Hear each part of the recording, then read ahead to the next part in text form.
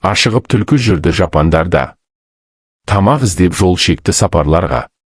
Еш нәрсені көре алмай келе жатса, көзіне түсті алыстан жалғыз қарға. Жүгіріп түлкі соған жетіп келді.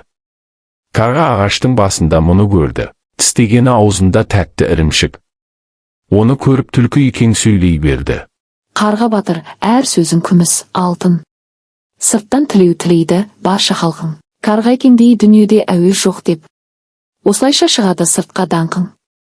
Сандуғаш бұлбұлдарды көріп едім, жүзіңді бір көруге келіп едім. Даусыңды бір шығаршы, шаттанайын. Сырттай асық болғаннан өліп едім.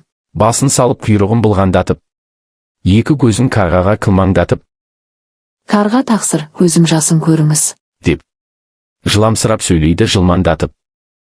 Масаттанып бұл қарға сілкінеді. Ішін тартып, миықтан бір күледі. Арып ашып алыстан келген шығар.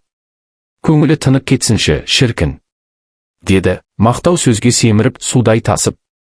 Пәрменінше қарқ етті аузын ашып.